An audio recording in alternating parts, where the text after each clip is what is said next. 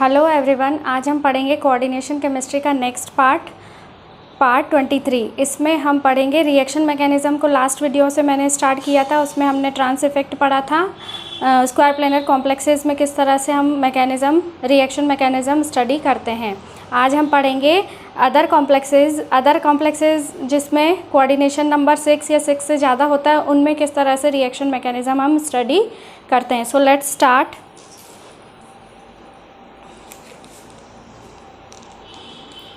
यहाँ पर सबसे पहले मैंने लिखा है coordination chemistry part 13 reaction mechanism in complexes. इसमें one of the important topic है इलेक्ट्रॉन ट्रांसफ़र रिएक्शन, है ना। Electron transfer reaction redox reaction जैसा सोच सकते हैं, जिसमें एक जो होता है रिएजेंट या एक कॉम्प्लेक्स जो होता है वो ऑक्सीडाइजिंग एजेंट की तरह बिहेव करता है, और एक कॉम्प्लेक्स जो होता है वो रिड्यूसिंग एजेंट की तरह बिहेव करता है। मीन्स एक कॉम्प्लेक्स इलेक्ट्रॉन देगा, दूसरा एक्सेप्ट करेगा। So one complex behaves as oxidizing agent and other behave as reducing agent. So let's start. Electron transfer reaction हमने यहाँ पर लिखा है, it is of two types. Electron transfer reaction दो तरीके की मैकेनिज्म फॉलो करती है। Inner sphere mechanism, it could be followed by inner sphere mechanism और बाय आउटर स्फीयर मैकेनिज्म। या तो इनर स्फीयर मैकेनिज्म हो सकती है या outer sphere. In this video we will study what is inner sphere mechanism. इस video में हम इनर स्फीयर मैकेनिज्म किस तरह से होती है उसको पढ़ेंगे, ठीक है। यहाँ पर मैंने लिखा है inner sphere mechanism bridging complex. Inner sphere mechanism को ही ब्रिजिंग कॉम्प्लेक्स मैकेनिज्म या activated complex electron transfer mechanism भी बोला जाता है। कई जगह इनर स्फीयर लिख के आता है, कई जगह ब्रिजिंग कॉम्प्लेक्स मैकेनिज्म भी लिखा हुआ रहता है। Both are the same things. इसका सबसे one of the most important example जो है ये, या जो मोस्ट फेमस एग्जाम्पल है, that is CONH3 Cl+2 charge होगा कॉम्प्लेक्स पे। इसकी रिएक्शन होगी CrH2O6+2 कॉम्प्लेक्स। दो कॉम्प्लेक्स है, इनमें कोऑर्डिनेशन नंबर, अच्छा ऑक्सीडेशन स्टेट देखें तो कोबाल्ट जो है यहाँ पर क्या है, +2 ऑक्सीडेशन स्टेट में है, +3 ऑक्सीडेशन स्टेट में, -1 चार्ज इस पे है, तो टोटल +3 ऑक्सीडेशन स्टेट में हो जाएगा। क्रोमियम यहाँ पर +2 ऑक्सीडेशन स्टेट है। One of the best example इसमें क्या होगा, कोबाल्ट +3 ऑक्सीडेशन स्टेट में है तो, और क्रोमियम +2 में है, तो क्या करेगा, chromium can give 1 electron to cobalt. Chromium जो होगा वो अपना 1 इलेक्ट्रॉन किसको देगा, कोबाल्ट को देगा। तो जब वो फाइनल प्रोडक्ट बनाएगा, उस केस में फाइनल प्रोडक्ट में जो कोबाल्ट है उसका ऑक्सीडेशन नंबर क्या हो जाएगा, रिड्यूस हो जाएगा, और क्रोमियम का ऑक्सीडेशन नंबर बढ़ जाएगा। और ऑक्सीडेशन नंबर अगर किसी भी सब्सटेंस या किसी भी स्पीसीज़ का अगर ऑक्सीडेशन नंबर इंक्रीज़ होता है, ऑक्सीडेशन नंबर अगर सपोज किसी भी स्पीसीज़ का इंक्रीज़ होता है, मतलब उस स्पीसीज़ का खुद का ऑक्सीडेशन हुआ तो वो दूसरों को रिड्यूस करेगा। And now this is known as reductant.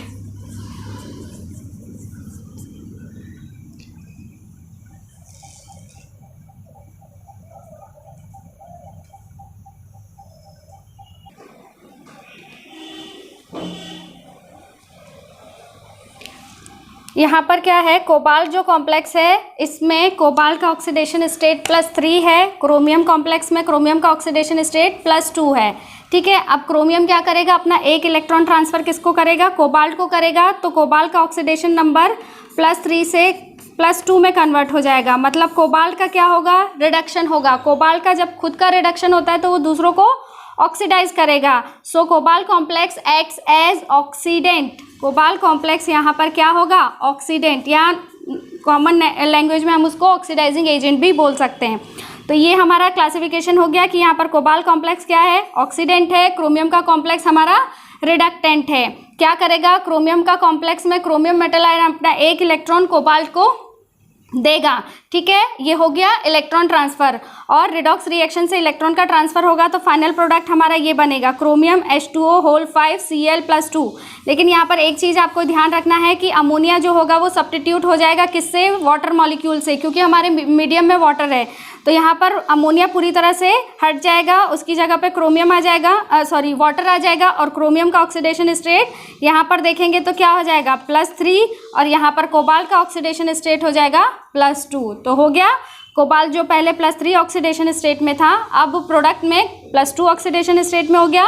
Chromium हमारा रिएक्टेंट में +2 ऑक्सीडेशन स्टेट में था, लेकिन प्रोडक्ट में हमारा हो गया 3। ये तो जनरल रिएक्शन हो गई। अब हमको समझना है कि ऐसे कौन से how to identify what type of substrate goes through inner sphere mechanism. हमको ये देखना है कि कैसे कॉम्प्लेक्सेस जो है इनर स्फीयर मैकेनिज्म को फॉलो करते हैं। तो उसके लिए सबसे पहले हमको कुछ की पॉइंट को स्टडी करना पड़ेगा कि कौन कौन से की पॉइंट है जिससे हम आइडेंटिफाई कर सके कि इस रिएक्शन में इनर स्फीयर मैकेनिज्म हो रही है या इसमें आउटर स्फीयर मैकेनिज्म हो रही है। First we will identify what is the substrate for inner sphere mechanism. यहाँ पर मैंने कुछ की पॉइंट्स लिखे हैं। इसमें फर्स्ट की पॉइंट है इनर स्फीयर मैकेनिज्म के सबस्ट्रेट को आइडेंटिफाई करने के लिए अगर हमारे पास दो कॉम्प्लेक्स जो कि आपस में रिएक्शन कर रहे हैं उसमें एक कॉम्प्लेक्स लेबाइल होना चाहिए और अनदर कॉम्प्लेक्स जो है लेबाइल या इनर्ट कुछ भी हो सकता है। मतलब एक नेसेसिटी हमने फिक्स कर दी कि one of the complex will B कैसा होगा, लेबाइल होगा। अभी मैं बताऊंगी लेबिलिटी इनर्टनेस किस तरह से आइडेंटिफाई किया जाता है किसी भी कॉम्प्लेक्स में। तो फर्स्ट कंडीशन हो गया कि हमारा एक कॉम्प्लेक्स कैसा होना चाहिए, लेबाइल होना चाहिए। अनदर लेबाइल है तो भी चलेगा और अगर इनर्ट है तो भी चलेगा। जैसे ये हमने एग्जाम्पल पढ़ा, इसमें हमने देखा कि जो कोबाल्ट का कॉम्प्लेक्स है दैट इज इनर्ट है ना, और जो क्रोमियम का कॉम्प्लेक्स है दैट इज लेबाइल। ये लेबाइल भी हो सकता है, इनर्ट भी हो सकता है।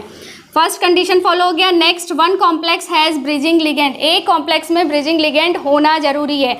ब्रिजिंग अब क्वेश्चन आता है कि ब्रिजिंग लिगेंड जो होता है वो कैसे आइडेंटिफाई किया जाता है। तो वो नेक्स्ट पॉइंट में मैंने वो भी पॉइंट बना दिया है कि ब्रिजिंग लिगेंड ऐसा लिगेंड, नॉर्मली ब्रिजिंग लिगेंड हम बोल सकते हैं कि अगर पाई डोनर लिगेंड है, पाई डोनर जैसे क्लोरीन है, क्लोरीन नॉर्मल अगर हम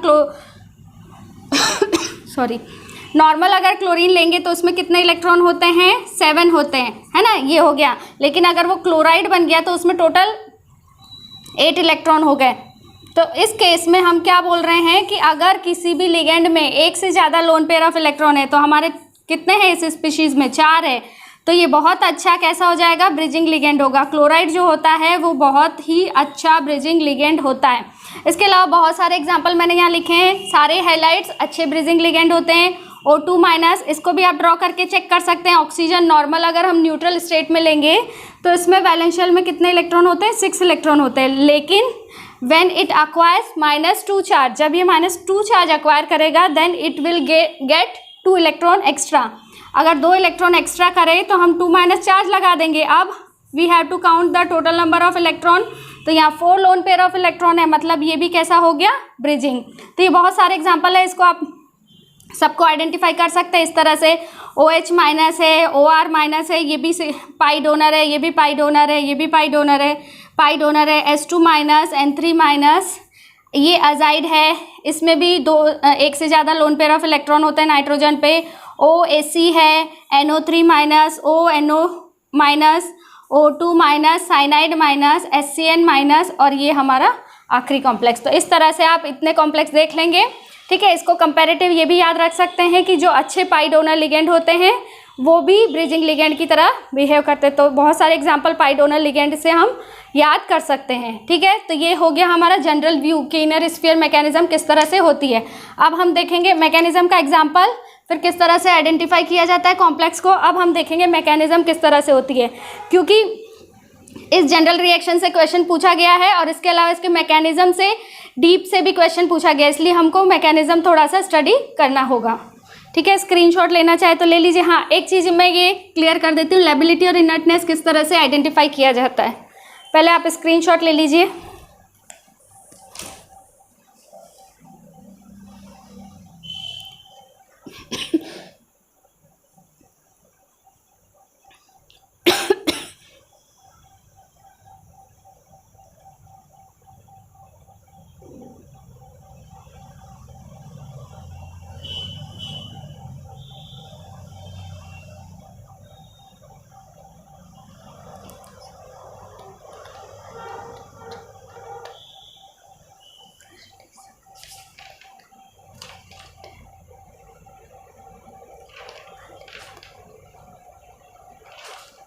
चलिए नेक्स्ट देखते हैं, how to identify lability and inertness.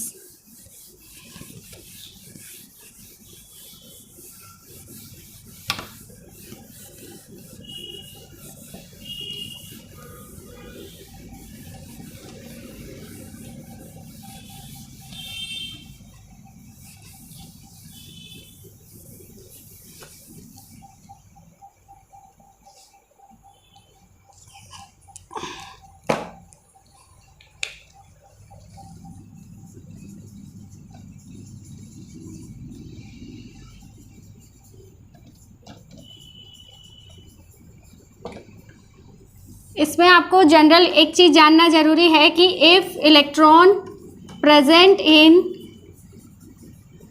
In EG orbital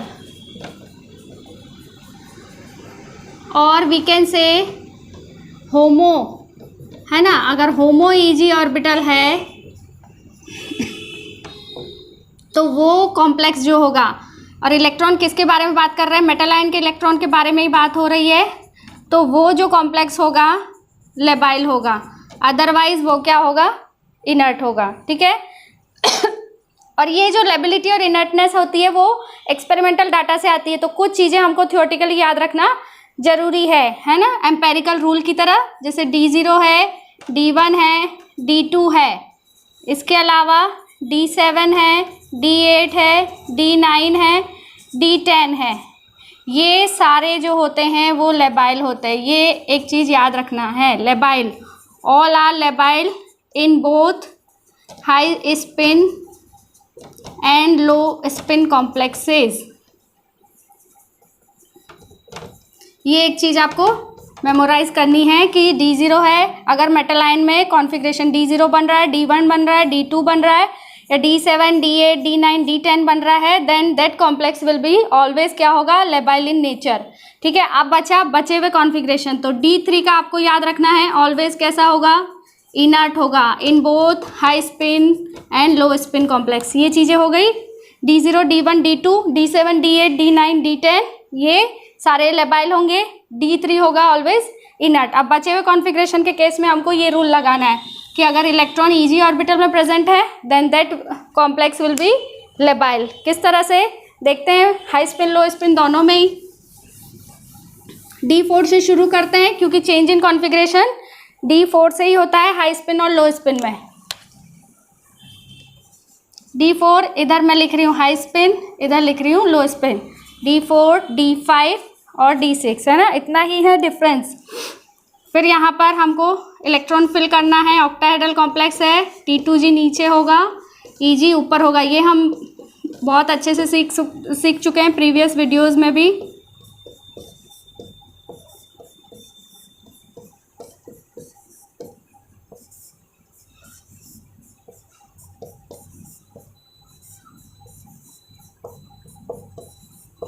ठीक है। अब D4 में इलेक्ट्रॉन हाई स्पिन में भरना है 1 2 3, D4 में लो स्पिन में भरेंगे 1 2, सॉरी यहाँ पर भी एक जाएगा ना D4 में, 3 4। अब यहाँ पे इलेक्ट्रॉन EG में प्रेजेंट है, मतलब ये कैसा हो जाएगा, हाई स्पिन के केस में inert,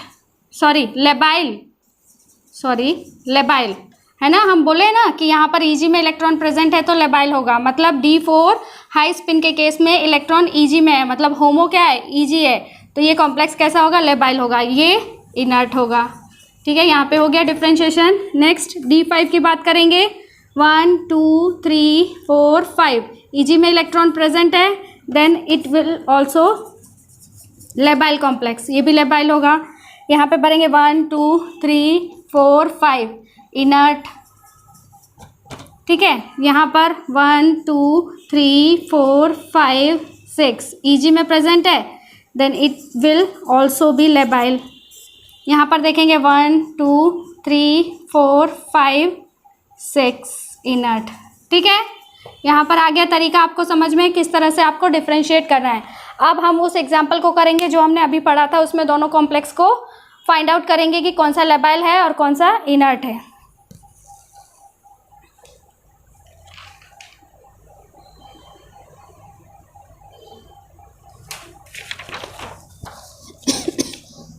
So let's start mechanism.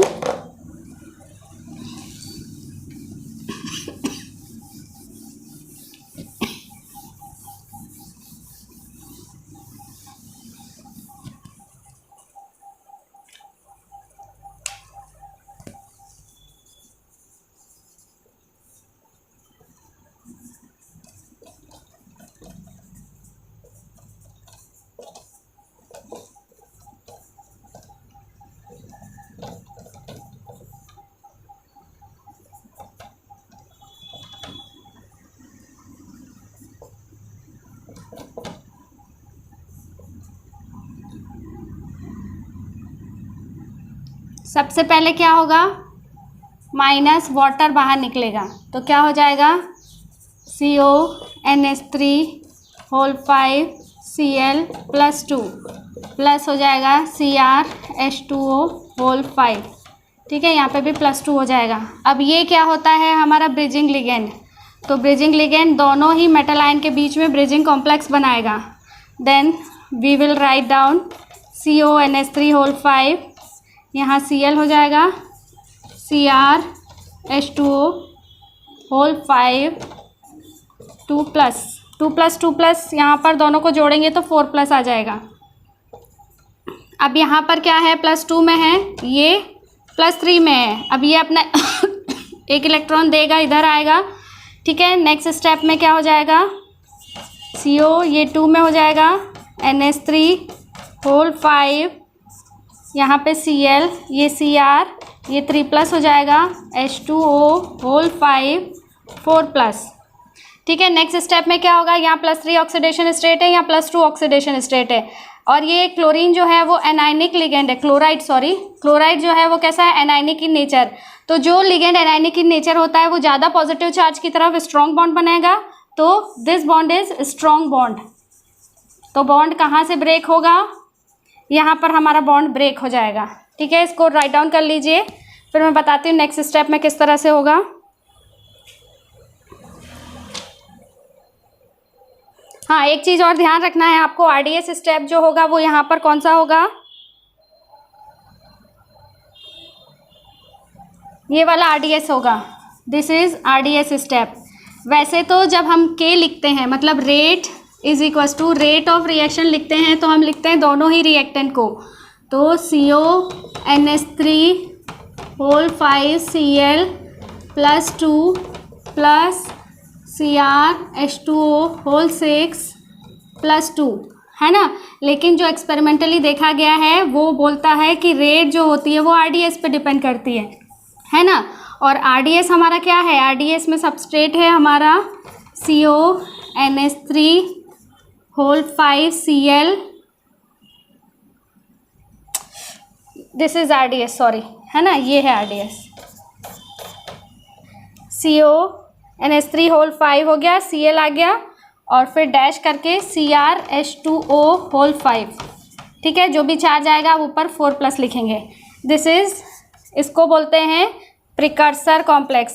ये इस तरह से पूछा गया क्वेश्चन भी, है ना, कि इनर स्फीयर मैकेनिज्म में ये एग्जांपल दे गया था कि ये जो कॉम्प्लेक्स है दोनों इनर स्फीयर मैकेनिज्म से रिएक्शन करते हैं, और ये जो स्टेप होता है इसमें RDS स्टेप कौन सा होता है, तो प्रिकर्सर कॉम्प्लेक्स जब successor, this is successor complex.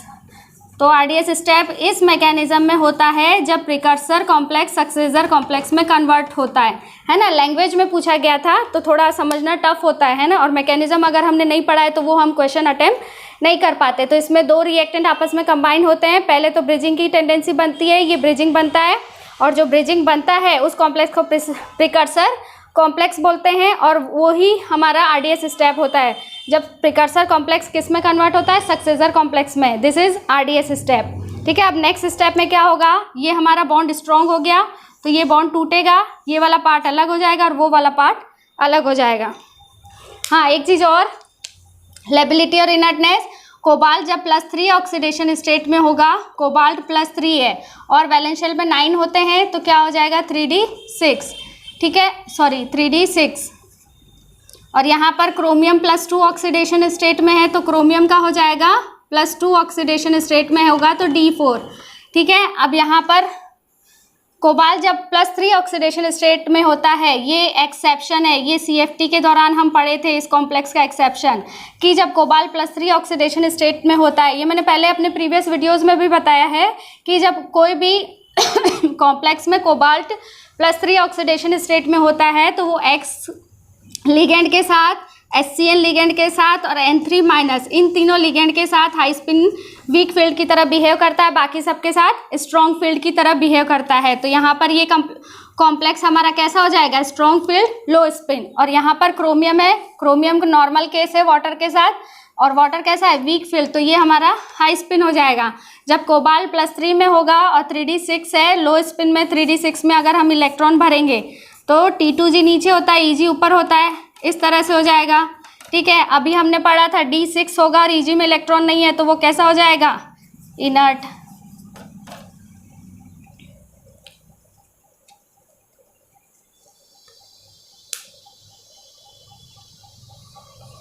एक सेकेंड,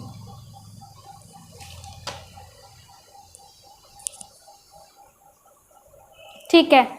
और यहाँ पर क्या होगा, D4 है, हाई स्पिन है, किस तरह से भरेंगे D4 हाई स्पिन में, T2G नीचे, Eg ऊपर, 1 2 3 4, Eg में इलेक्ट्रॉन है तो ये कैसा हो जाएगा, लेबाइल इन नेचर। तो एक हमको लेबाइल नेसेसरी है कि इनर स्फीयर मैकेनिज्म में एक कॉम्प्लेक्स लेबाइल होना चाहिए, दूसरा इनर्ट होना चाहिए, तभी रिएक्शन पॉसिबल है। दूसरा इनर्ट लेबाइल कुछ भी हो सकता है, लेकिन एक जो है there should be labile in nature. तो ये हो गया। अब इस मैकेनिज्म को आगे लिखते हैं। स्क्रीनशॉट लेना चाहे तो ले लीजिए। यहाँ पर हम मीडियम में हमारे वाटर तो रहेगा, बॉन्ड टूटेगा, ये सेपरेट हो जाएगा, यहाँ पर वाटर सब्स्टिट्यूट हो जाएगा। तो किस तरह से मैकेनिज्म आगे फॉरवर्ड होगा,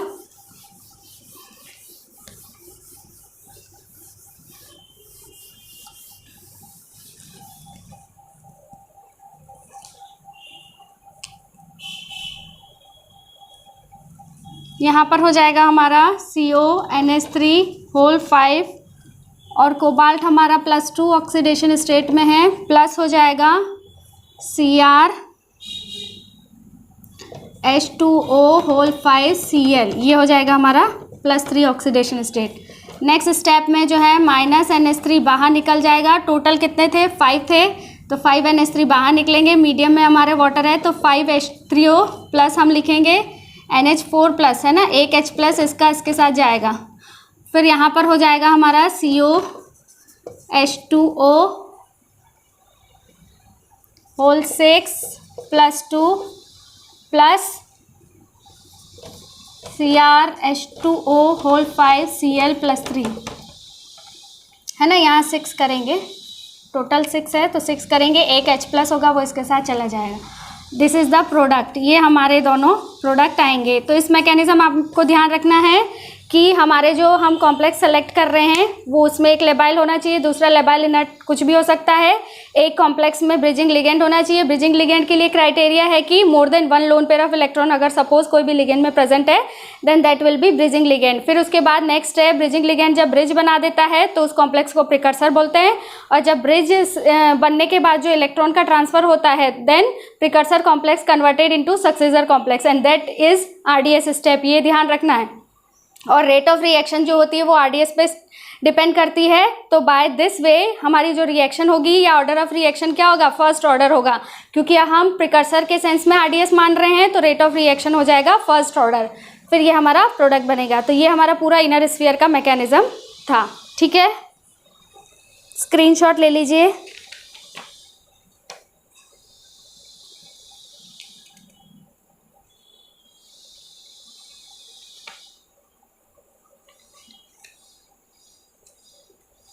कुछ और एग्जाम्पल देख लेते हैं इनर स्फीयर के लिए।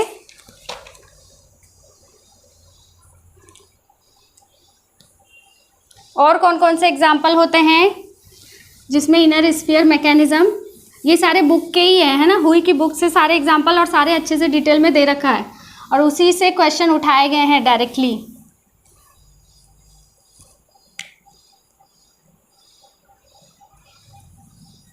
इनर स्फीयर के कुछ 1-2 एग्जाम्पल और पढ़ लेते हैं हम। IAR Cl6 2 minus CrH2O whole 6 2 plus, IAR Cl6 2 minus plus CrH2O whole 6 2 plus. ठीक है, अब इसमें देखेंगे कि कौन सा लेबाइल है कौन सा इनर्ट है। तो पहले यहाँ देखेंगे IR हमारा कौन सी ऑक्सीडेशन स्टेट में, पहले मैंने प्रीवियस वीडियो में ऑक्सीडेशन स्टेट फाइंड आउट करना बताया है तो आप प्रीवियस वीडियो जाके चेक कर सकते हैं, VBT CFT इन सब में है ना, VBT में बताया था मैंने। -6 है, 2 माइनस है तो x = +6 -2 = +4, तो ये इरिडियम हमारा +4 ऑक्सीडेशन स्टेट में, यहाँ पर तो डायरेक्ट +2 मतलब क्रोमियम +2 है।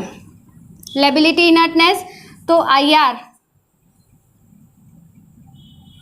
कोबाल्ट, रोडियम और इरिडियम कोबाल्ट ग्रुप का है, ठीक है। कोबाल्ट में कितने होते हैं, वैलेंस शेल में 9 इलेक्ट्रॉन होते हैं कोबाल्ट में, इसमें भी 9 इलेक्ट्रॉन होंगे। और ये 3D, ये 4D और 5D सीरीज़ का है, ठीक है। तो 5D सीरीज़ में क्या होगा, इरिडियम है +4 ऑक्सीडेशन स्टेट में, तो कितना बनेगा 3D 4D 5D और यहाँ पर हो जाएगा हमारा 5, ठीक है। इस तरह से यहाँ चेक करेंगे, क्रोमियम +2 में है, क्रोमियम 2+ में होगा तो D4 सिस्टम है, 3D4 हो जाएगा। वाटर कैसा होता है, वाटर वीक फील्ड है तो हाई स्पिन कॉम्प्लेक्स बनाएगा। हाई स्पिन में किस तरह से इलेक्ट्रॉन फिल करेंगे, ये हो गया 1 2 3 4, ठीक है। Eg में इलेक्ट्रॉन प्रेजेंट हो रहा है, मतलब हमारा ये कंडीशन फुलफिल हो गया। एक तो लेबाइल हो ही गया, ठीक है, और यहाँ पर एक Cl भी है। 2 कंडीशन मैंने बताई थी, एक लेबाइल होना चाहिए, दूसरा लेबाइल, ये लेबाइल हो चाहे इनर्ट हो, हमारा काम हो गया। इसको भी चेक करेंगे, ठीक है। एक लेबाइल निकल गया, इसके अलावा Cl क्या है, Cl-, chloride minus is a bridging ligand, तो वो भी हो गया। मतलब ये जो मैकेनिज्म फॉलो करेगा complex, that will B inner sphere electron transfer mechanism,